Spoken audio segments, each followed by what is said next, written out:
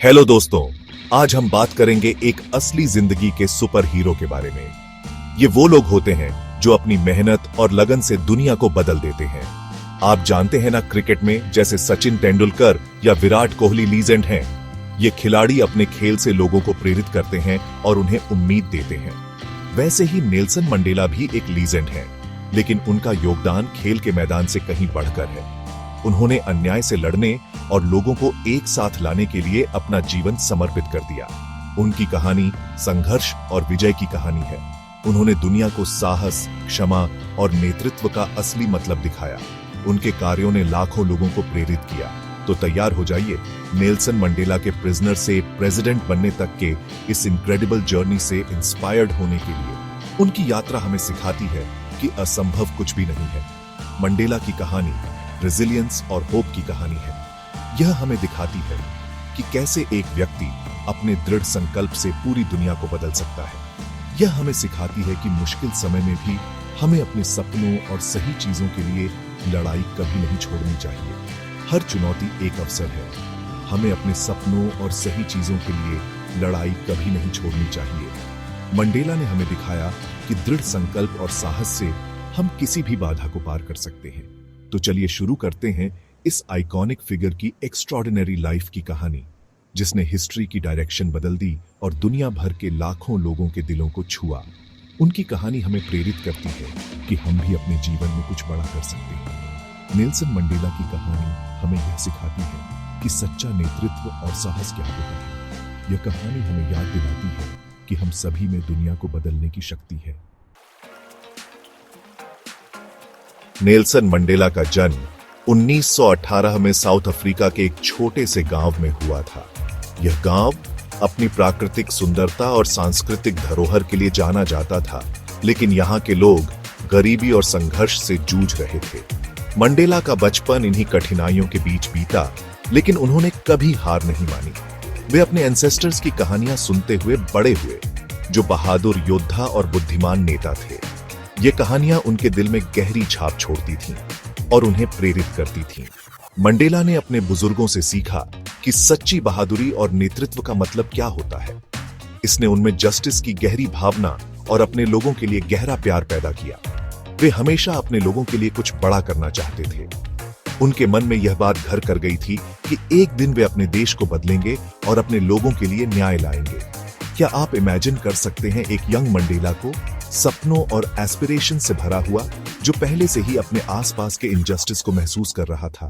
वे अपने सपनों को साकार करने के लिए हमेशा तत्पर रहते थे और अपने लोगों के लिए एक बेहतर भविष्य की कल्पना करते थे।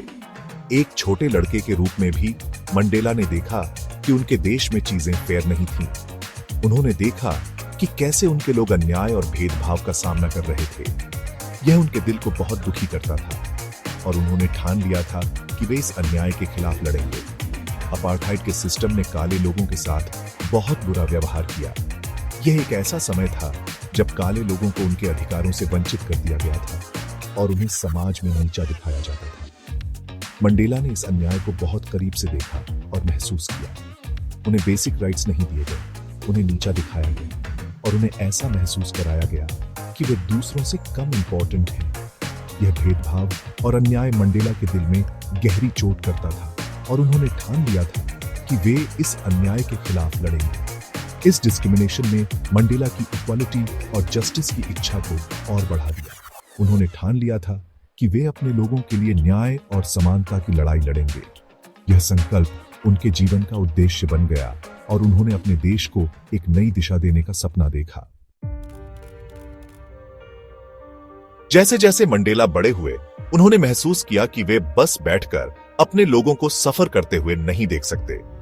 वे अफ्रीकन नेशनल कांग्रेस या ANC में शामिल हो गए, जो अपार्थाइड के खिलाफ लड़ने वाली एक पॉलिटिकल पार्टी थी।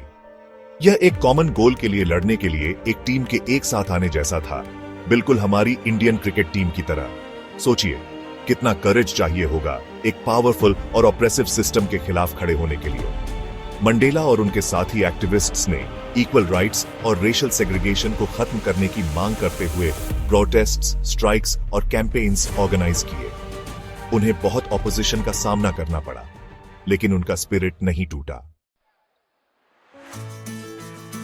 एपार्थाइड के खिलाफ स्ट्रगल के दौरान मंडेला के लीडरशिप क्वालिटीज चमक उठे। उन्होंने अपने पावरफुल स्पीचेस और अनवेवरिंग डिटर्मिनेशन से लोगों को इंस्पायर किया।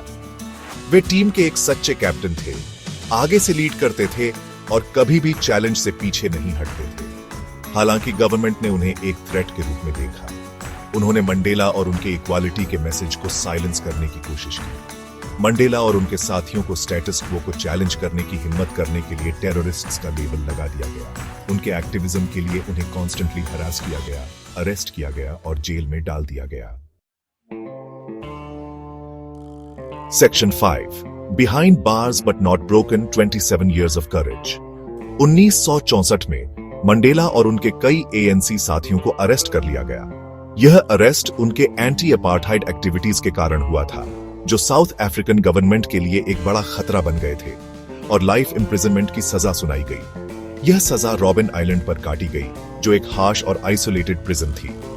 क्या आप इमेजिन कर सकते हैं अपनी लाइफ के 27 साल जेल में बिताना, एक छोटी सी सेल में जहां हर दिन एक जैसा लगता है, अपने लव्ड वंस और बाहर की दुनिया से दूर। यह सेपरेशन न केवल फिजिकल थी बल्कि इमोशनल और साइकोलॉजिकल भी थी। यह मंडेला के स्पिरिट का प्रमाण है कि उन्होंने कभी होप नहीं छोड़ी। उन्होंने अपने समय का उपयोग सेल्फ एजुकेशन और कॉरेस्पॉन्डेंस के माध्यम से किया। जेल में उन लंबे वर्षों के दौरान मंडेला दुनिया भर के लाखों लोगों के लिए होप और रेजिस्टेंस का सिंबल बन गए। उनकी इम्प्रिजमेंट ने ग्लोबल एंटी अपार्थाइड मूवमेंट को और भी मजबूत किया।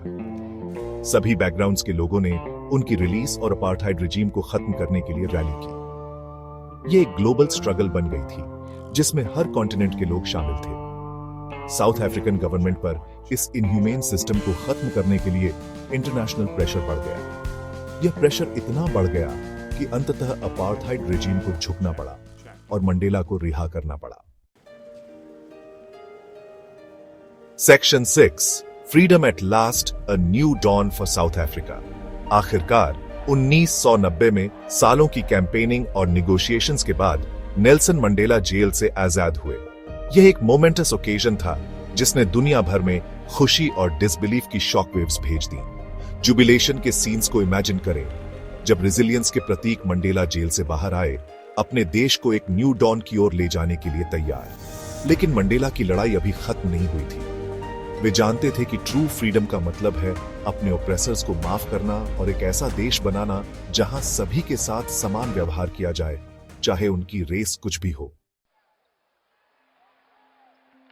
Section 7 Mandela's team, friends and foes. अपनी लाइफ में मंडेला ऐसे लोगों से मिले जिन्होंने उनका सपोर्ट भी किया और अपोज भी। एएनसी के अंदर उनके क्लोज एलाइज थे जो उनके साथ लड़े, हार्डशिप और इम्प्रिजनमेंट को सहन किया।